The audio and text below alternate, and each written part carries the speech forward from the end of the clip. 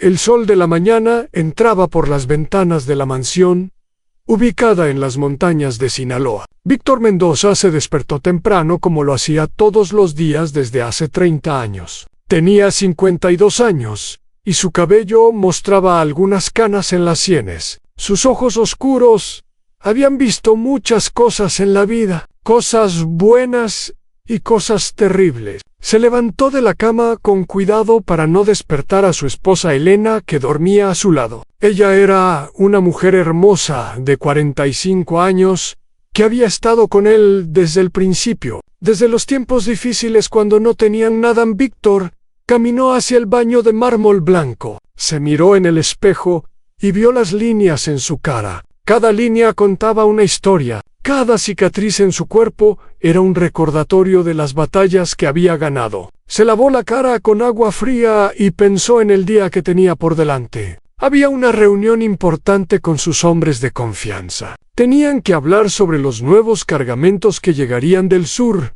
Ann bajó las escaleras de madera tallada a mano. La mansión era enorme, con 20 habitaciones y jardines que se extendían por varias hectáreas. Había construido este lugar hace 10 años, cuando su negocio alcanzó su punto más alto. Ahora era uno de los hombres más poderosos en el mundo del narcotráfico. Lo llamaban el arquitecto porque diseñaba rutas de transporte que nadie podía descubrir. Sus caminos llevaban la mercancía desde Colombia hasta Estados Unidos sin que las autoridades pudieran hacer nada. En la cocina encontró a María, la cocinera, preparando el desayuno. Ella trabajaba para la familia desde hace 15 años, y era como parte de la familia. Le preparó huevos con frijoles y tortillas calientes como a él le gustaba. Víctor se sentó en la mesa grande de madera y comenzó a comer mientras leía el periódico. Las noticias hablaban de violencia en otras partes del país,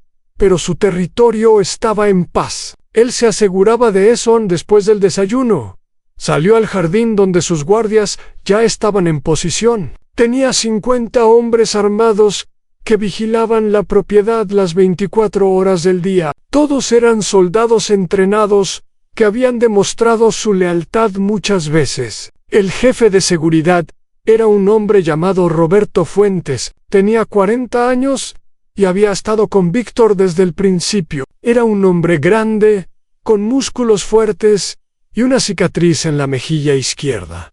Ann Roberto se acercó a Víctor con respeto. Le informó que todo estaba tranquilo y que los hermanos Estrada llegarían en 1 hora para la reunión. Víctor asintió con la cabeza. Los hermanos Estrada eran sus lugartenientes más importantes. Joaquín y Ramiro controlaban el territorio del norte y manejaban las operaciones en la frontera con Estados Unidos. Habían trabajado juntos por más de 10 años y habían ganado mucho dinero para la organización Víctor Camino. Por el jardín, pensando en su vida. Había nacido en un pueblo pequeño cerca de Culiacán. Su familia era pobre y su padre trabajaba en los campos de maíz. Cuando tenía 15 años, su padre murió en un accidente y tuvo que cuidar a su madre y sus 3 hermanas. No había trabajo honesto que pagara lo suficiente, así que comenzó a trabajar para los narcotraficantes locales. Primero fue mensajero llevando paquetes de un lugar a otro. Después se convirtió en vigilante cuidando los cargamentos. Era inteligente y trabajador,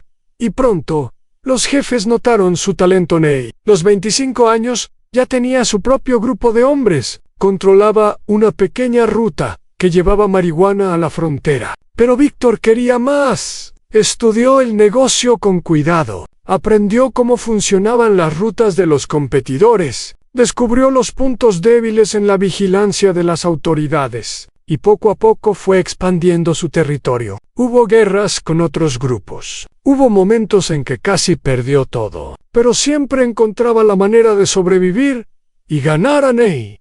A los 35 años, ya era uno de los principales líderes del narcotráfico en México. Tenía conexiones con los carteles de Colombia y controlaba varias rutas importantes. El dinero llegaba en cantidades enormes. Compró propiedades y negocios legales para lavar el dinero. Hoteles y restaurantes y compañías de construcción, todo bajo nombres de otras personas, para que las autoridades no pudieran rastrear nada. Hasta Elan también compró protección. Políticos locales recibían sobres llenos de dinero cada mes. Comandantes de policía miraban hacia otro lado cuando sus camiones pasaban por sus territorios. Incluso algunos militares estaban en su nómina. Era un sistema perfecto que había funcionado por muchos años, pero Víctor sabía que en este mundo nada duraba para siempre. Había visto caer a muchos hombres poderosos. Algunos fueron traicionados por sus propios hombres, otros fueron capturados por las autoridades, y muchos murieron en guerras sangrientas con sus rivales. Por eso siempre estaba alerta. Por eso nunca confiaba completamente en nadie, excepto en su familia. Su esposa, Elena, le había dado 2 hijos. Alejandro tenía 25 años y estudiaba negocios en una universidad de España. Víctor quería que tuviera una vida diferente lejos del mundo criminal. Su hija Sofía tenía 22 años y vivía en la Ciudad de México, donde trabajaba en una galería de arte. Ambos sabían a qué se dedicaba su padre, pero no participaban en el negocio. Víctor les había dado todo lo que necesitaban para vivir bien sin tener que ensuciarse las manos. La camioneta negra de los hermanos Estrada llegó a las 10 de la mañana. Pasaron por 3 puntos de control antes de llegar a la casa principal. Joaquín era el mayor de los 2 hermanos. Tenía 45 años y era un hombre delgado con ojos fríos. Era inteligente y calculador y manejaba las finanzas de la operación en el norte. Ramiro era 3 años menor. Era más impulsivo y violento. Se encargaba de la seguridad y de resolver los problemas que surgían con competidores o traidores. Los hermanos entraron a la casa y saludaron a Víctor con abrazos. Se conocían desde hace muchos años. Víctor había ayudado a su padre cuando estaban empezando en el negocio. Cuando el padre murió en un enfrentamiento con la policía, Víctor tomó a los hermanos bajo su protección. Les enseñó todo lo que sabían y les dio la oportunidad de crecer en la organización. Ahora eran hombres ricos y poderosos.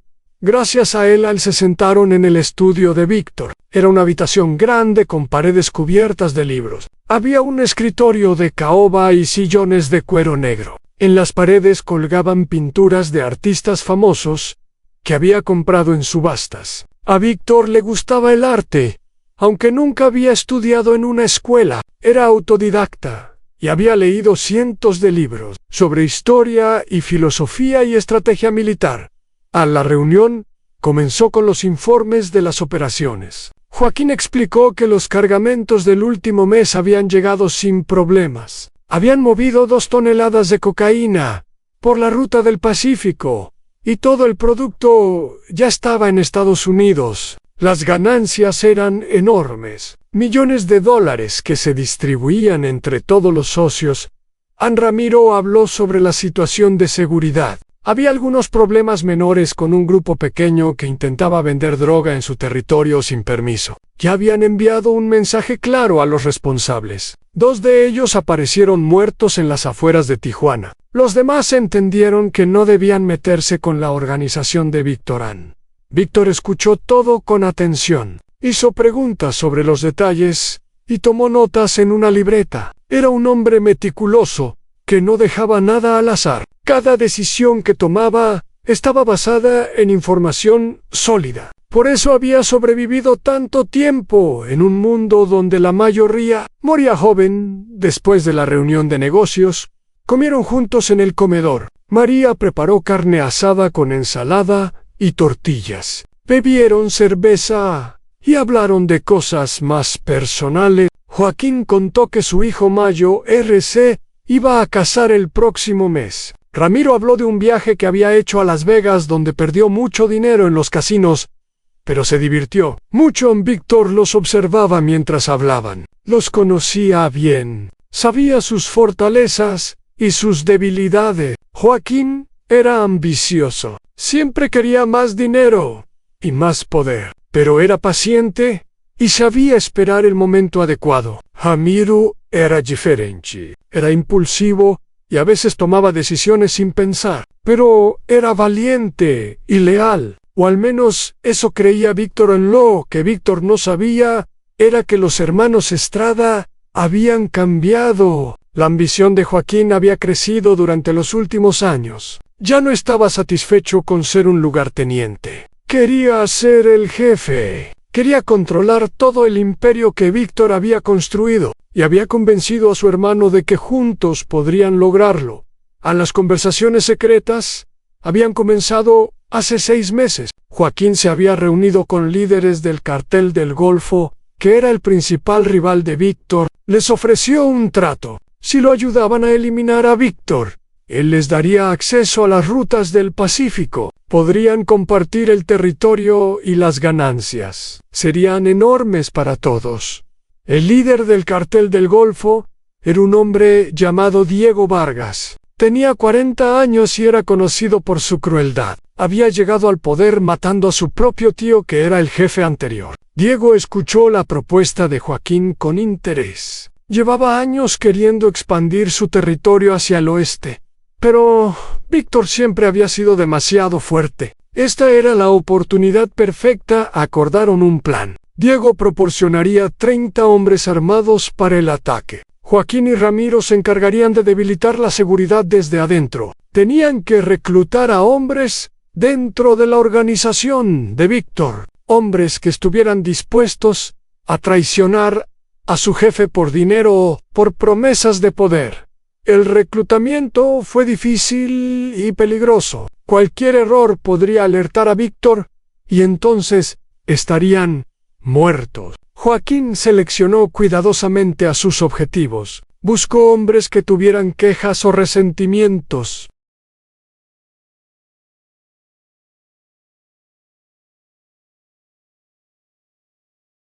Encontró a 12 personas dispuestas a unirse a la conspiración.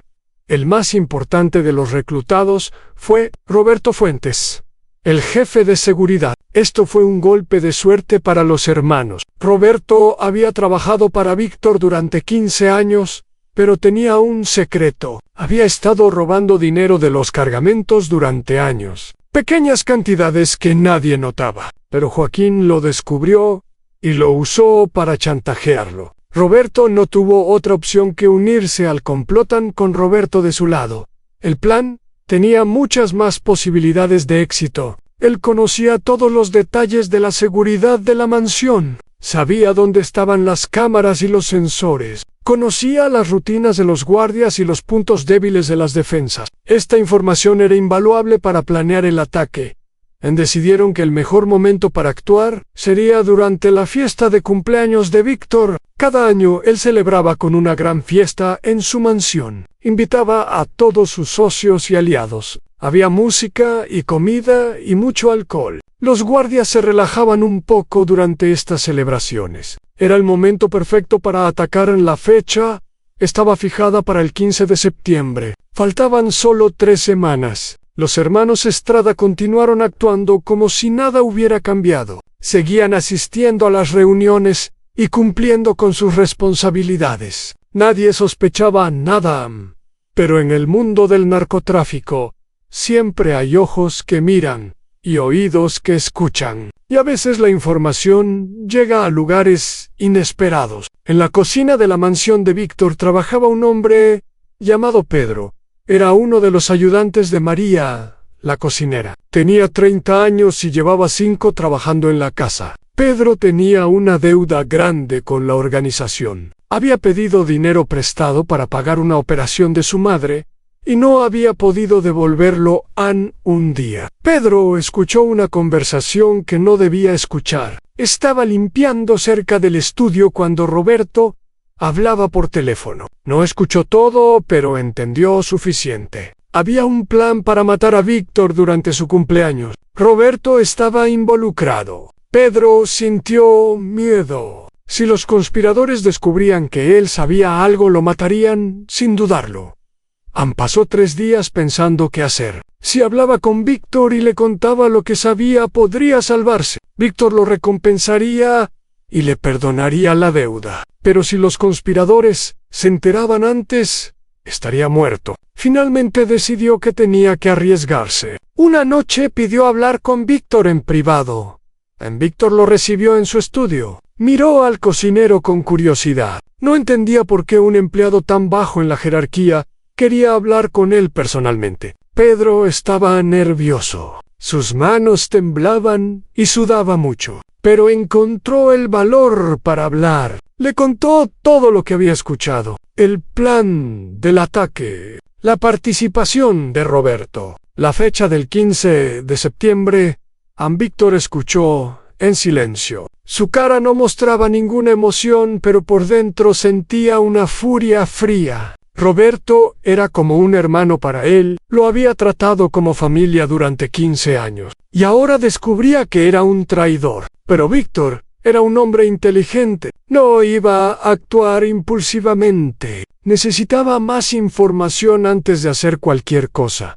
Agradeció a Pedro por su lealtad, le dijo que su deuda quedaba perdonada y que recibiría una recompensa generosa. Pero le advirtió que no debía hablar con nadie más sobre esto. Si los conspiradores sospechaban que habían sido descubiertos, podrían adelantar el ataque o huir. Pedro juró guardar el secreto esa noche.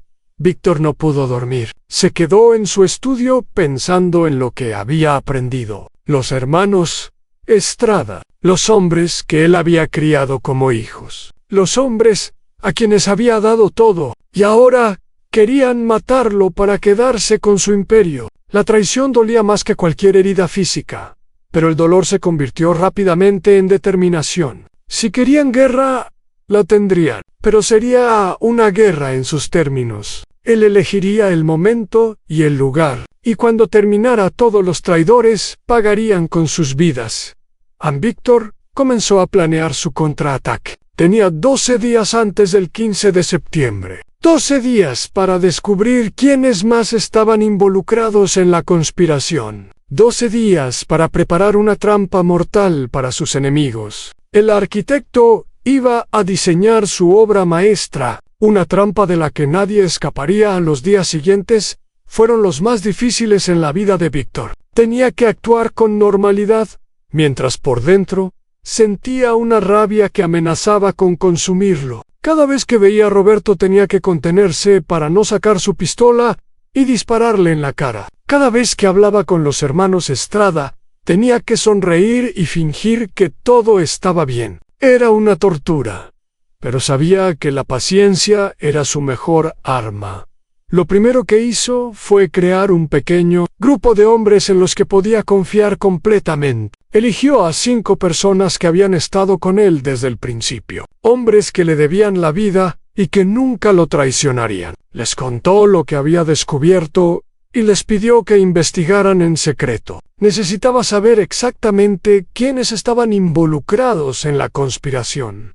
El líder de este grupo era un hombre llamado Miguel Ángel Torres. Tenía 50 años y había sido soldado en el ejército antes de unirse a la organización de Víctor. Era un experto en inteligencia y sabía cómo obtener información sin que nadie lo notara. Víctor le dio instrucciones precisas. Debían vigilar a Roberto y a los hermanos Estrada. Debían identificar a todos los conspiradores y debían hacerlo sin levantar sospechas. A Miguel Ángel comenzó su trabajo inmediatamente. Instaló dispositivos de escucha en los teléfonos de los sospechosos. Puso cámaras ocultas en lugares estratégicos. Siguió a los hermanos Estrada cuando salían de la propiedad. En pocos días comenzó a obtener información valiosa. Descubrió que Joaquín se reunía regularmente con hombres del cartel del Golfo. Las reuniones ocurrían en un rancho abandonado a 2 horas de la ciudad. Miguel Ángel envió a uno de sus hombres a vigilar el lugar. Tomaron fotografías de todos los que llegaban a las reuniones. Identificaron a Diego Vargas, el líder del cartel rival. Ahora sabían quién estaba detrás del complot. También descubrieron la lista completa de traidores dentro de la organización. Además de Roberto, había 11 hombres más que se habían unido a la conspiración. Algunos eran guardias de seguridad, otros trabajaban en el transporte de mercancía. Uno era el contador que manejaba parte de las finanzas. Todos habían sido comprados con promesas de dinero y poder. Víctor estudió la información con cuidado. Ahora conocía a todos sus enemigos. Sabía exactamente qué planeaban hacer y cuándo lo harían. La ventaja estaba de su lado. Podía actuar primero y eliminar a los conspiradores antes de que atacaran. Pero decidió esperar. Quería que vinieran a él. Quería verles las caras cuando descubrieran que habían caído en su trampa. Comenzó a preparar la defensa de su mansión. Sin que Roberto lo supiera, contrató a 30 mercenarios de Colombia. Eran hombres entrenados en combate que habían trabajado para los carteles más poderosos del continente. Los instaló en una propiedad cercana a la mansión. Estarían listos para actuar cuando él diera la orden. También modificó el sistema de seguridad de la mansión. Instaló nuevas cámaras y sensores que solo él controlaba. Creó rutas de escape secretas que nadie más conocía. Preparó escondites con armas y municiones en diferentes partes de la propiedad. Si los atacantes lograban entrar, se encontrarían con muchas sorpresas desagradables. Mientras tanto, la vida en la mansión continuaba como siempre. Los preparativos para la fiesta de cumpleaños avanzaban. Elena supervisaba la decoración y el menú con María. Habían contratado a una banda de música famosa y a los mejores cocineros de la región. La fiesta prometía ser la más grande que Víctor había celebrado en años. A los hermanos Estrada visitaban regularmente para discutir los detalles del negocio. Actuaban con normalidad perfecta. Nadie hubiera sospechado que planeaban asesinar a su jefe en pocos días. Joaquín era especialmente bueno en fingir lealtad. Hablaba con Víctor sobre el futuro de la organización. Hacía planes para expandir las operaciones. Todo era mentira, pero lo hacía de manera convincente. Víctor los observaba con una mezcla de desprecio y admiración. Eran buenos actores, casi tan buenos como él, pero no lo suficiente. A veces notaba pequeños gestos que los delataban. Una mirada nerviosa, un momento de vacilación. Señales sutiles que solo alguien que los conociera muy bien podría detectar. Víctor los conocía muy bien. Una semana antes de la fiesta, Víctor llamó a su esposa Elena a su estudio. Ella notó inmediatamente que algo andaba mal. Después de 30 años de matrimonio, podía leer a su esposo como un libro abierto. Se sentó frente a él y esperó a que hablara. Víctor le contó todo. La conspiración, los traidores, el plan de ataque. Elena escuchó sin interrumpir. Cuando terminó, sus ojos estaban llenos de lágrimas, pero su voz era firme. Preguntó qué iban a hacer. Víctor le explicó su plan. La fiesta continuaría como estaba planeada, pero cuando los atacantes llegaran, encontrarían una trampa mortal. Elena tuvo miedo, no por ella, sino por su esposo. Había visto muchas cosas terribles en su vida junto a Víctor. Había enterrado amigos y socios que murieron en la violencia del narcotráfico. Pero siempre había creído que Víctor era invencible. Ahora veía que él también era vulnerable, que incluso el hombre más poderoso podía ser traicionado.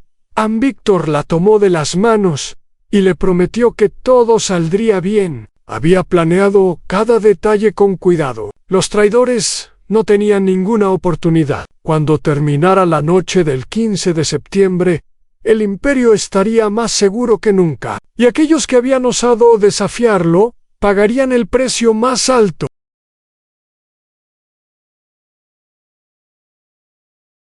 Los últimos días antes de la fiesta pasaron lentamente. Víctor revisó su plan una y otra vez, buscando posibles fallos. Habló con Miguel Ángel todos los días para recibir actualizaciones sobre los movimientos de los conspiradores. Chut indicaba que el ataque ocurriría exactamente como habían planeado. Llegarían por la puerta trasera durante la fiesta. Roberto desactivaría las alarmas y abriría las puertas. 30 hombres armados entrarían y dispararían a todos los que encontraran en el plan. de Víctor era simple pero efectivo. Dejaría que los atacantes entraran a la propiedad. Les permitiría creer que habían sorprendido a sus víctimas. Y cuando estuvieran dentro, cerraría la trampa. Sus mercenarios los rodearían desde afuera, mientras sus hombres leales atacaban desde adentro. No habría escape posible. A la mañana del 15 de septiembre, amaneció soleada y caliente. Víctor se levantó temprano y caminó por los jardines de su mansión. Respiró el aire fresco de las montañas y pensó en todo lo que había construido.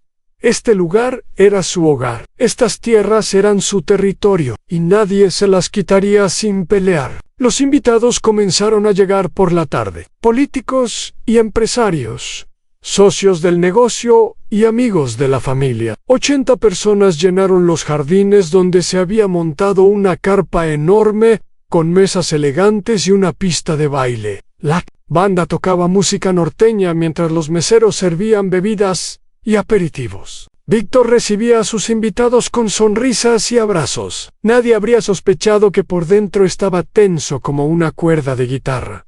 Sus ojos observaban todo. Notaba dónde estaban sus guardias leales. Sabía exactamente dónde se encontraban los traidores. Cada detalle estaba grabado en su mente. Los hermanos Estrada llegaron juntos vestidos con trajes elegantes. Abrazaron a Víctor y le desearon feliz cumpleaños. Joaquín le regaló un reloj de oro muy caro. Ramiro le dio una botella de whisky importado de Escocia. Víctor agradeció los regalos con aparente sinceridad. Por dentro pensaba en cómo esos mismos hombres planeaban matarlo.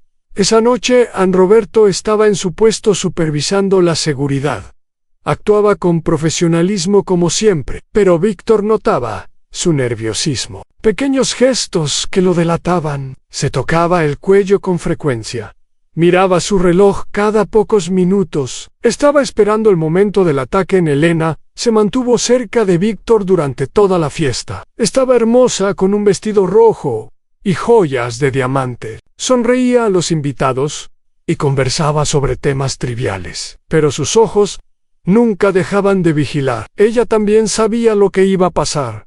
A las 10 de la noche, Víctor subió al escenario para agradecer a sus invitados. Habló de la importancia de la lealtad y la familia, palabras que tenían un significado especial esa noche. Algunos de los presentes notaron algo diferente en su voz, una dureza que normalmente no estaba ahí, pero nadie entendió lo que significaba Annie.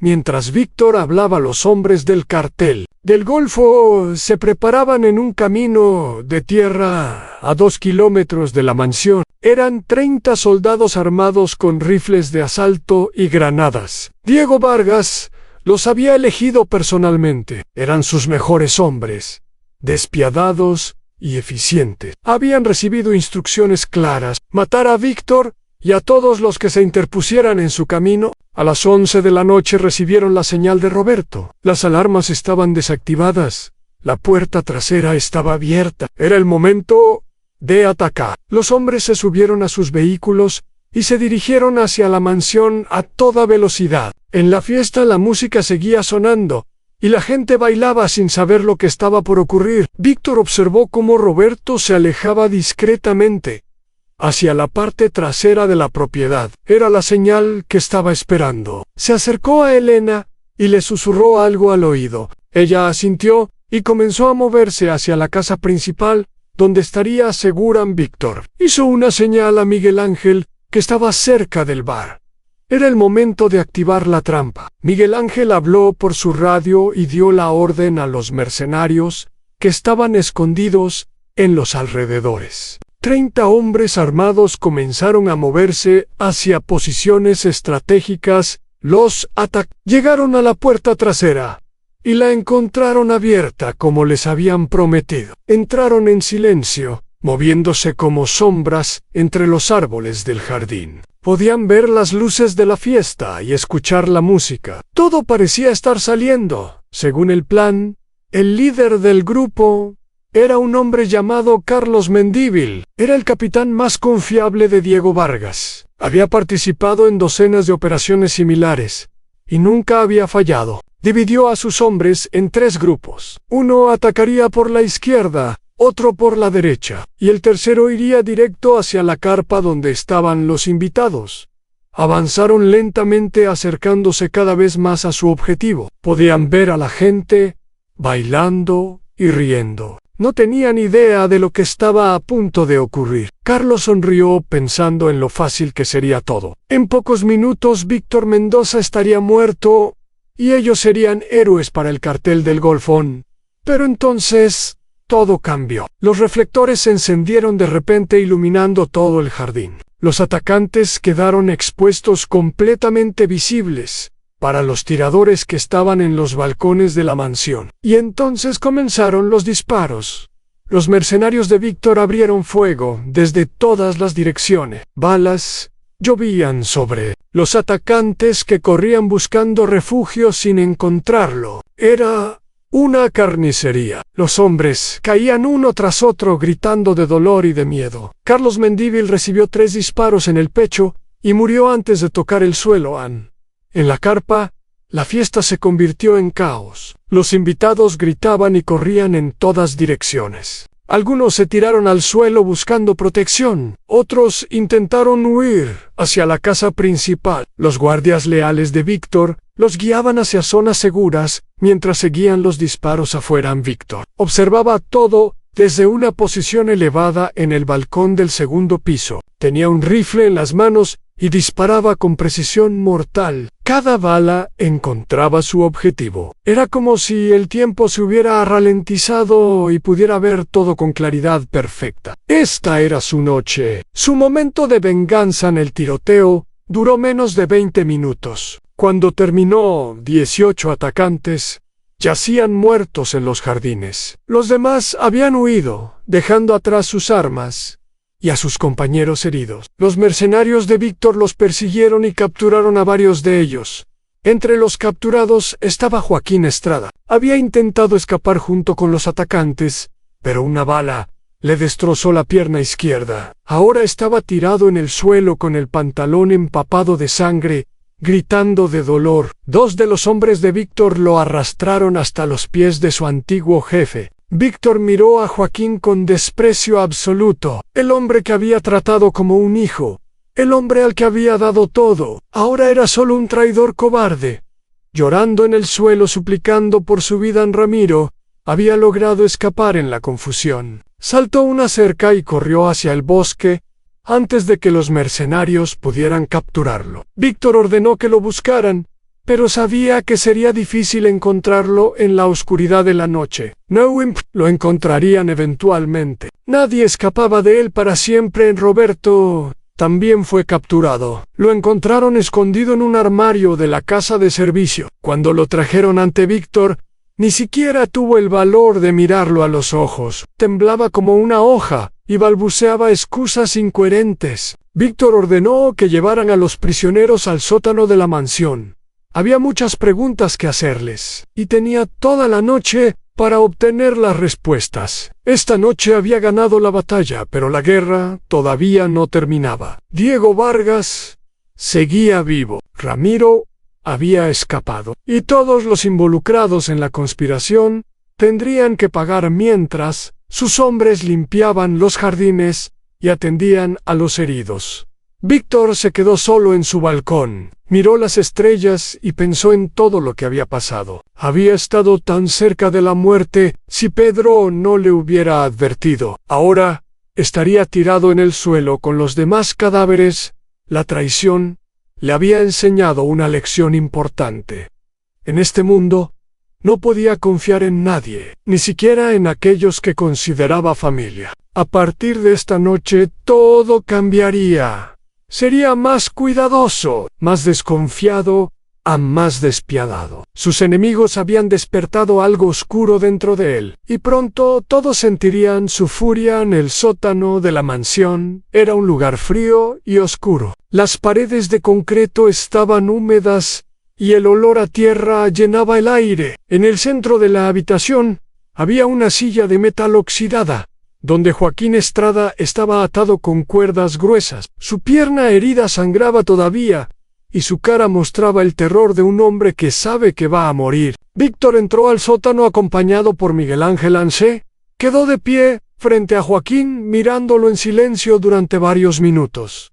El silencio era peor que cualquier palabra. Joaquín comenzó a suplicar. Dijo que había sido un error, que Ramiro lo había convencido, que nunca quiso hacerle daño realmente. Las excusas brotaban de su boca como agua de una fuente rota.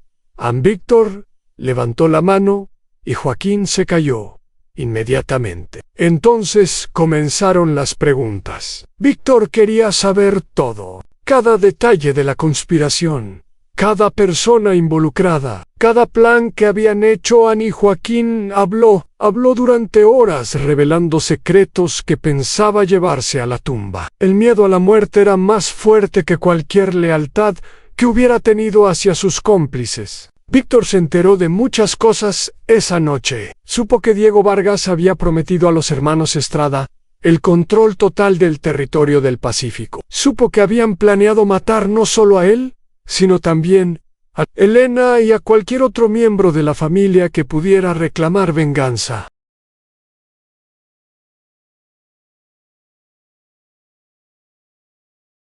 Supo los nombres de contactos en el gobierno que estaban dispuestos a ayudar al cartel del Golfo a cambio de sobornos más grandes. Cuando Joaquín terminó de hablar, estaba agotado. Había traicionado a todos sus aliados con la esperanza de salvar su vida. Miró a Víctor con ojos suplicantes, preguntando si ahora lo dejaría ir. Víctor no respondió, simplemente se dio la vuelta y salió del sótano dejando a Miguel Ángel a cargo. Lo que pasó después en ese sótano es algo que nadie habla. Joaquín murió esa noche después de muchas horas de sufrimiento. Su cuerpo nunca fue encontrado. Algunas personas dicen que lo enterraron en las montañas. Otras dicen que lo disolvieron en ácido. La verdad quedó sepultada. Junto con él, el Roberto recibió un trato similar. El hombre que había sido como un hermano para Víctor durante 15 años. El hombre que había compartido su mesa y conocido sus secretos más íntimos. Murió rogando por misericordia que nunca llegó. Víctor no sintió remordimiento. La traición merecía el castigo más severo. Era la ley del mundo en el que vivían. A los otros traidores fueron ejecutados durante los días siguientes. Algunos intentaron huir, pero los hombres de Víctor los encontraron. Uno llegó hasta Tijuana antes de que lo capturaran en un motel barato. Otro intentó cruzar la frontera hacia Estados Unidos, pero fue detenido por contactos de Víctor en la policía fronteriza. Nadie sobrevivió, pero Ramiro seguía libre. Había logrado escapar de la mansión y desaparecer en la noche. Los hombres de Víctor lo buscaron por todo Sinaloa, sin encontrarlo. Era como si la tierra se lo hubiera tragado. Víctor sabía que Ramiro era peligroso. Era impulsivo y violento, pero también era inteligente cuando se trataba de sobrevivir. Probablemente había huido del país. Podía estar en cualquier parte de América Latina, escondiéndose y esperando el momento de vengarse. La búsqueda de Ramiro se convirtió en una obsesión para Víctor. Puso un precio de $5 millones por su cabeza. Envió hombres a buscarle en Guatemala, Honduras y El Salvador. Contactó a sus aliados en Colombia y Venezuela. Alguien tenía que saber dónde estaba el traidor mientras tanto. Víctor también tenía que lidiar con Diego Vargas y el cartel del Golfo. El ataque fallido había sido una declaración de guerra. No podía dejar sin respuesta la agresión, o parecería débil ante sus enemigos y aliados. Tenía que demostrar que desafiarlo tenía consecuencias terribles. Comenzó con los laboratorios. El cartel del Golfo tenía varias instalaciones donde procesaban cocaína en los estados del noreste. Víctor obtuvo la ubicación exacta de 3 de ellos gracias a la información que Joaquín le había dado antes de morir. Envió comandos armados que destruyeron los laboratorios y mataron a todos los que encontraron dentro. Toneladas de droga fueron quemadas junto con millones de dólares en equipo. Después fueron los cargamentos. Víctor tenía contactos en los puertos y en las carreteras. Sabía cuándo y dónde se movía la mercancía del cartel del Golfo en sus hombres. Interceptaron varios camiones llenos de cocaína y marihuana. Algunos fueron robados y la droga vendida a otros compradores. Otros simplemente fueron destruidos como mensaje en Diego Vargas. Sintió el golpe inmediatamente. Sus ganancias cayeron un 60% en los primeros 2 meses después del ataque fallido. Sus socios comenzaron a cuestionar su liderazgo. Había prometido eliminar a Víctor y tomar el control del Pacífico. En lugar de eso había perdido hombres y dinero sin lograr nada. La presión sobre Diego aumentaba cada día. Algunos de sus propios lugartenientes comenzaron a hablar en secreto sobre reemplazarlo. El fracaso del ataque había dañado su reputación. En el mundo del narcotráfico, la debilidad es una sentencia de muerte. Si no podía recuperar el respeto de sus hombres, pronto alguien más tomaría su lugar.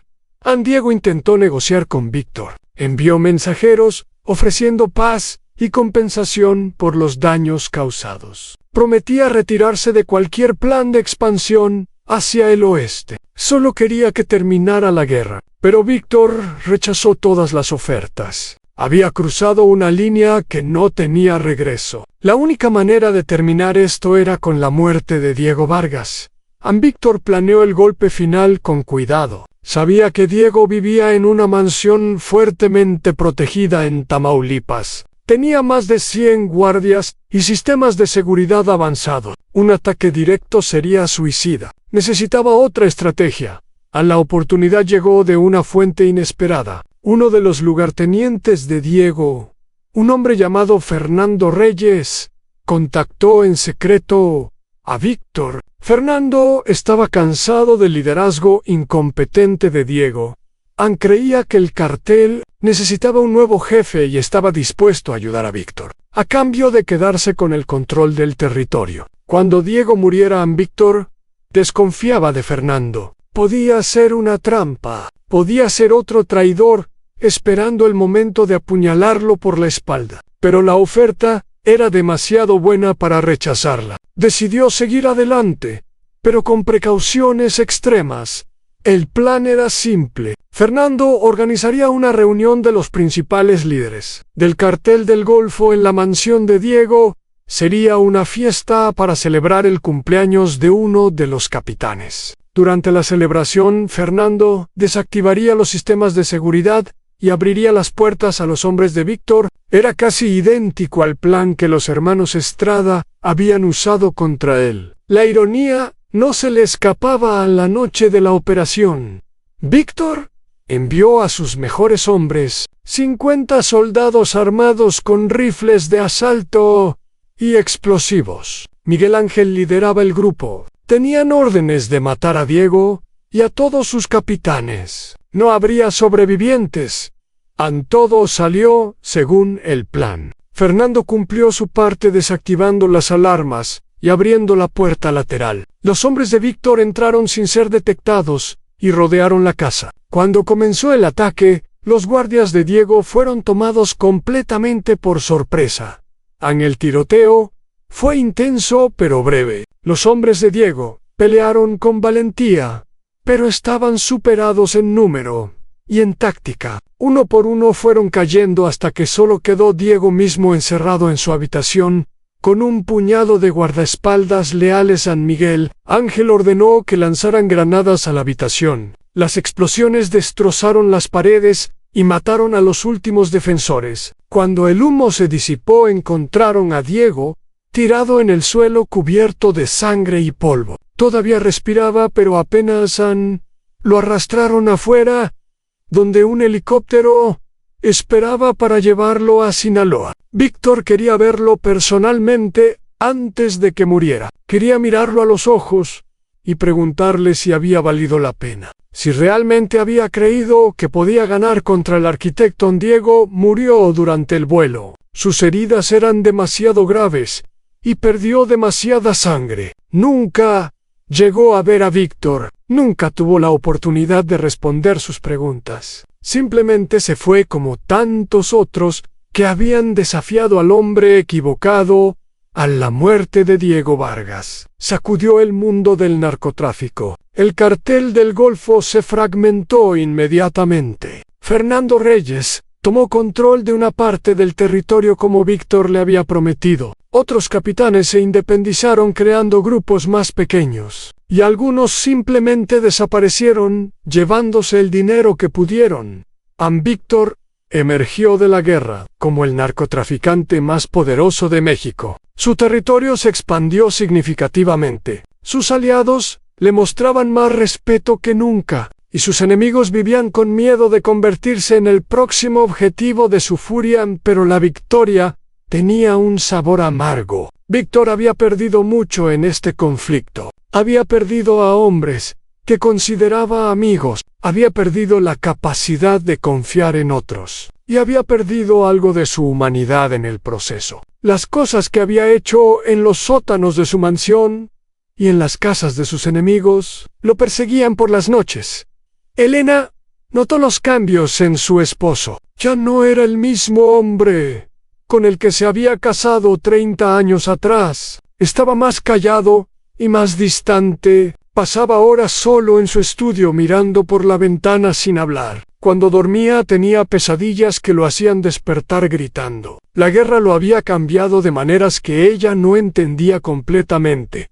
Intentó hablar con él varias veces, pero Víctor se cerraba. Decía que estaba bien, que solo necesitaba tiempo para recuperarse. Pero Elena sabía que era mentira. El hombre que amaba estaba desapareciendo poco a poco, reemplazado por alguien más frío y más cruel. Los meses pasaron y la vida volvió algo parecido a la normalidad. Los negocios continuaron funcionando. El dinero seguía llegando. Los cargamentos se movían por las rutas que Víctor había diseñado. Desde afuera, todo parecía perfecto, pero por dentro algo estaba roto. Y entonces llegó la noticia que Víctor había estado esperando. Después de 6 meses de búsqueda, finalmente habían encontrado a Ramiro Estrada. Estaba viviendo en Guatemala, en un pueblo pequeño, cerca de la frontera con México. Había cambiado su apariencia y usaba un nombre falso,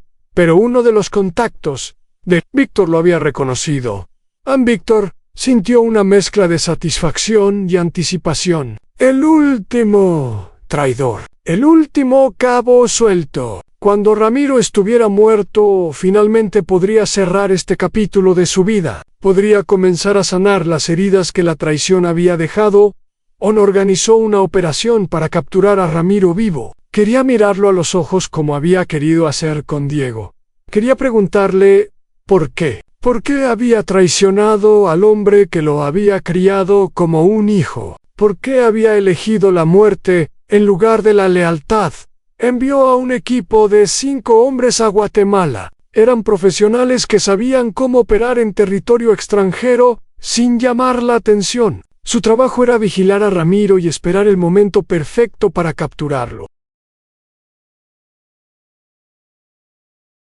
El momento llegó una semana después. Ramiro salió de su casa una mañana temprano para comprar provisiones en el mercado del pueblo. Iba solo, sin guardaespaldas ni protección. Se había relajado creyendo que nadie lo encontraría en ese lugar remoto. Los hombres de Víctor lo interceptaron en un callejón oscuro. Lo golpearon hasta dejarlo inconsciente y lo metieron en una camioneta con placas falsas. 12 horas después, estaba en un avión privado, cruzando el espacio aéreo mexicano. Ramiro despertó en el sótano de la mansión de Víctor, el mismo sótano donde su hermano había muerto meses antes. Estaba atado a la misma silla de metal oxidada, y frente a él estaba el hombre que había jurado destruir a Víctor. Lo miró en silencio durante mucho tiempo. Ramiro había cambiado, había perdido peso, y su cara mostraba los signos del estrés y el miedo. Ya no era el hombre arrogante y violento que había conocido. Era solo un animal acorralado esperando el final. Las preguntas vinieron después. Víctor quería entender, quería saber el momento exacto en que Ramiro había decidido traicionarlo. Quería saber si alguna vez había sido sincera la lealtad que le había jurado. Ramiro habló entre lágrimas y súplicas. Dijo que había sido idea de Joaquín, que él solo había seguido a su hermano mayor, como siempre lo había hecho. Dijo que se arrepentía de todo, que si pudiera volver atrás, nunca habría participado en la conspiración. Víctor escuchó sin mostrar emoción. Cuando Ramiro terminó de hablar, simplemente asintió con la cabeza. No había nada más que decir. La traición no tenía excusa. La lealtad era sagrada en su mundo, y aquellos que la rompían merecían el castigo más severo. Ramiro murió esa noche. Su muerte fue lenta y dolorosa como la de su hermano. Víctor supervisó personalmente cada momento, no por sadismo, sino porque sentía que era su deber. Él había criado a estos hombres. Él los había convertido en lo que eran, y él tenía que ser quien terminara con sus vidas. Cuando todo terminó, Víctor subió las escaleras del sótano y salió al jardín. Era de madrugada y las estrellas brillaban en el cielo oscuro. Se sentó en una banca de piedra y respiró el aire fresco de las montañas. La venganza estaba completa. Todos los traidores estaban muertos. El cartel del Golfo estaba destruido. Su imperio estaba más fuerte que nunca. Había ganado en todos los sentidos posibles. Pero mientras miraba las estrellas, Víctor se preguntó si realmente había ganado algo. Había perdido a personas que consideraba familia. Había cometido actos que lo perseguirían por el resto de su vida. Y había descubierto que en este mundo la lealtad era una ilusión, que todos podían traicionar si el precio era correcto. Por primera vez en muchos años, Víctor pensó en el futuro, no en el futuro de su negocio o su territorio, sino en su propio futuro personal. ¿Cuánto tiempo más podría vivir así? ¿Cuántas guerras más tendría que pelear? ¿Cuántas traiciones más tendría que sobrevivir? Quizás era hora de empezar a pensar en una salida, una manera de dejar todo esto atrás y comenzar de nuevo. No sabía si era posible. En su mundo, la jubilación normalmente significaba la muerte, pero tenía que intentarlo. Por Elena, por sus hijos, y por lo que quedaba de su propia alma. En un año había pasado desde la muerte de Ramiro Estrada. Las cosas habían cambiado mucho en ese tiempo. Víctor había reorganizado completamente su imperio. Ya no confiaba en nadie como antes. Había reducido su círculo íntimo a solo 5 personas. 5 hombres que habían demostrado su lealtad de maneras que no dejaban lugar a dudas a Miguel. Ángel Torres seguía siendo su mano derecha. El viejo soldado había probado ser invaluable. Durante la guerra contra el cartel del Golfo, era el único en quien Víctor confiaba para las operaciones más delicadas y peligrosas. A los otros 4 eran hombres que habían estado con él desde el principio. Hombres cuyos hijos y esposas vivían en casas que Víctor les había comprado. Hombres que sabían que si alguna vez lo traicionaban sus familias, pagarían el precio. Era un sistema brutal, pero efectivo. La lealtad basada en el miedo era la única lealtad en la que Víctor creía. Ahora en el negocio había cambiado también. Víctor descentralizó todas las operaciones creando células independientes que no se conocían entre sí. Cada manejaba una parte específica del negocio, en transporta, en producción, en distribución, lavado de dinero. Ninguna conocía los detalles de las otras. Si alguien era capturado o traicionaba, solo podía revelar información limitada.